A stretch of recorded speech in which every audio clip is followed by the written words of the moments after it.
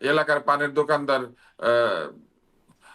হাফিজ কিংবা রফিক এটা জানে, তাতে আমাদের কোনো লাভ নাই, এটা জানার কোনো দরকার নাই। হাফিজ বা রফিকের ওই যে হয়ে আপনি বলছিলেন একজন এই আসিফ নজরুল, হাসিফ বা রফিকের হয়ে একজন আসিফ নজরুল বা একজন আদিলুর রহমান খান অথবা একজন রেজওয়ানা, এরা এরা জানবেন এবং এরা জেনে সেটা লিপিবদ্ধ অবস্থায় থাকবে যে কি আলাপ হয়েছিল।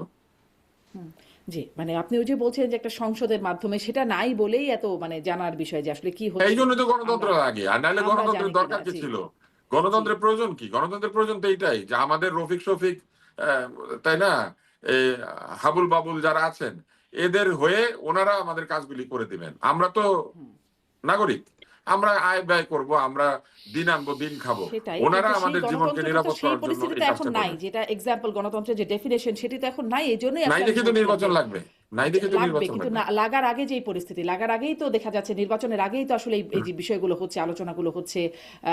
সেইখানে আমরা জানি না, রাজনৈতিক দলগুলোর সাথে কথা বলি মাঝে মাঝে, তারাও যে আসলে বিষয়টা জানেন তেমনটা বলে মনে হয় না। আসলে শুধু তারাই জানেন যারা করছেন, এজন্যই আসলে প্রশ্ন। হ্যাঁ, জনাব এই জন্যই মোস্তফা তো নির্বাচন জরুরি হয়ে পড়েছে। ওনারা যদি এত গণতান্ত্রিক আচরণ করতেন তাহলে তো আলাদা করে গণতন্ত্র দরকার ছিল না। গণতন্ত্র নাই দেখে তো লোকের কাছে গণতন্ত্র দরকারই হয়ে পড়েছে। এই এই সরকারও গণতান্ত্রিক না, আগের সরকার তো নির্বাচন করেও গণতান্ত্রিক ছিল না। তো একটা অগণতান্ত্রিক শাসন থেকে গণতান্ত্রিক শাসনে যাওয়ার প্রয়োজনীয়তাই তো এটা। আপনি মনে করেন আপনাকে কেউ একটা গরু উপহার দিয়েছে, সেই গরুটা অনেক দুধ দেয়, তো আপনার দরকার আছে গরুর খামার করার, কিন্তু গরুর খামার কেন করতে হয়? করতে হয় এই জন্য যে সেই গরুটা মনে করেন ঢুস দেয় কিছুক্ষণ পর পর শিং হুম, দিয়ে, বা আপনাকে কোনো জবাব দেয় না। এই জন্যই তো গণতন্ত্রহীনতার ব্যাপারটাই তো এটা, উপহারের গরু আপনাকে জবাব দিবে না। জি। জনাব মোস্তফা ফিরোজ, মানে আমরা কথা বলছি হাদি হত্যাকাণ্ড, তারপরে দীপু বিশ্বাস হত্যাকাণ্ডের কথা আপনি বললেন। এর মধ্যে খুলনায় এক এনসিপির শ্রমিক নেতা, তাকে গুলি করা হয়েছে, মাথায় গুলিবিদ্ধ, তিনিও নাকি সংকটাপন্ন অবস্থাতেই আছেন। আহ, প্রথম আলোর হেডিং দেখছিলাম, শিরোনাম যে নিউজ কার্টুনে ককটেলে যুবক নিহত, হঠাৎ বিস্ফোরণের শব্দ। এই যে এই ঘটনাগুলো যে ঘটছে, আসলে এটা আপনার কাছে কি মনে হচ্ছে? এগুলো কিসের ইঙ্গিত দিচ্ছে? একের পর এক এরকম, এটা নাশকতাই বটে, তাই না?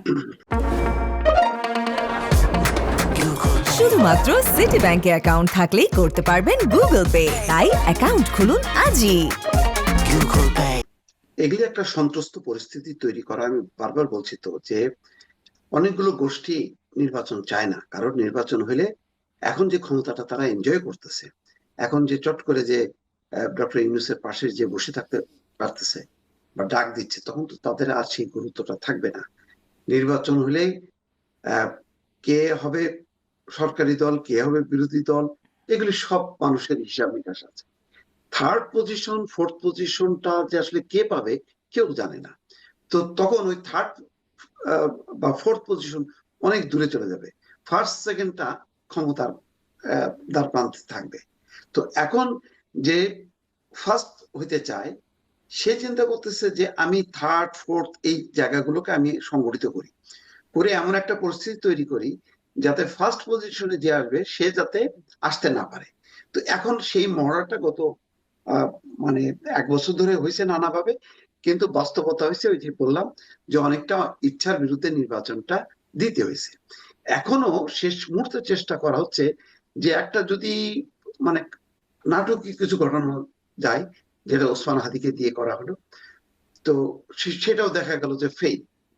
এখনো আবার ওই যে আতঙ্কর পরিবেশ একটা তৈরি করা হচ্ছে, তৈরি করে করে যদিও হঠাৎ কিছু মানে মানে কি বলে কপালে বা ভাগ্যে ফেলে যদি, সেই আশায় অনেক রকম ঘটনা ঘটনা হচ্ছে, অর্থাৎ একটা অস্বাভাবিক পরিস্থিতি তৈরি করা হচ্ছে, তাতে নির্বাচনের উৎসব মুখরতা যাতে নষ্ট হয় এবং সংঘাতপূর্ণ পরিস্থিতির মধ্য দিয়ে যদি একটা নির্বাচন হয়ও, তাতে যাতে অপরপক্ষ বলতে পারে এই নির্বাচন তো ওই হাসিনার নির্বাচন হয়েছে, সুতরাং এই নির্বাচন মানি না।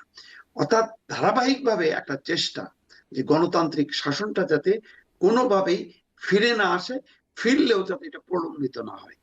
আমি মানে ঘটনা প্রবাহগুলো, গত 1 বছরের ঘটনা প্রবাহ এবং সর্বশেষ ঘটনা প্রবাহ দেখে এখন আমি সবগুলোকে আমি একত্রিত করতে চাই। আমার কাছে মনে হচ্ছে যে এইটা ধারাবাহিক পরিকল্পনার একটা অংশ, যাতে কোনোভাবেই বাংলাদেশে একটা নির্বাচিত সরকার যাতে আসতে না পারে। আমি জানি না এটা আভ্যন্তরীণ শক্তি হতে পারে, এর সাথে হয়তো পাশের দেশের শক্তি বা দূরদেশের শক্তি সম্মিলিত একটা হইতে পারে, অথবা বিচ্ছিন্নভাবে হইতেছে। কিন্তু হচ্ছে যে এটা নিশ্চিত, কারণ এই ঘটনাগুলো তার হচ্ছে সিমটম। আর দুটো প্রশ্ন একটু করতে চাই। পাশের দেশের শক্তির কথা বলছিলেন, মানে পাশের দেশের সাথে এখন একরকম একটা যুদ্ধ পরিস্থিতি, অন্ততপক্ষে কথায় কথায় যে ভাষাগুলো আমরা প্রয়োগ করতে শুনছি বা যে বার্তাগুলো পাচ্ছি, কি মনে হয় নির্বাচনের আগে বা নির্বাচনকে ঘিরে ভারত বাংলাদেশের সম্পর্ক কোথায় গিয়ে দাঁড়াবে? আসলে কি একটা মানে যুদ্ধাঙ্গী পরিস্থিতি তৈরি হতে পারে? না, কথায় কথায় না, এটা তো একদম শারীরিক ভাবে হয়ে গেছে। কারণ হ্যাঁ, হয়েছে বাংলাদেশের একদম কমিশন একদম গুলোতে যেই চারটা আছে, সেখানে রীতিমতো আঘাত করা হামলা। হয়েছে। এবং আজকে মানে একদম বাংলাদেশ সীমান্তের কাছে এসে মানে বিক্ষোভ ছড়াচ্ছে বিজেপি। ওই একই ঘটনা, ক্ষমতা। পশ্চিমবঙ্গে মমতার কংগ্রেসকে হটাইতে হবে, সেই জন্য বাংলাদেশের এই ইস্যুগুলোকে তারা এখন জিয়ে রাখছে প্রতিদিন। আসামে গত পরশুদিন আসামের 50টা স্পটে বিক্ষোভ হয়েছে। কল্পনা করতে পারেন? আসাম তো একেবারে এমন না যে পশ্চিমবঙ্গের মতন একটু দূরে আছে, কিন্তু সেখানেও সংগঠিত। কারা আসামে ক্ষমতায় আছে? কারা? তারা মাথা চাড়া দিচ্ছে। পশ্চিমবঙ্গে শুভেন্দু অধিকারীরা মানে প্রাণপণ চেষ্টা করছে যে এই পরিস্থিতিটা যাতে জিয়ে থাকে, এবং তারা সেটাকে ক্যাশ করতে চায়। এবং তার অংশ হিসেবে আজকে একজন মুসলিম যুবককে পিটায় তারা হত্যাও করছে, বিবিসির খবরে আছে। অর্থাৎ এইগুলো হচ্ছে নির্বাচন পর্যন্ত, ওদের বিধানসভা নির্বাচনকে সামনে রেখে বিজেপি এটাকে খেলতেছে।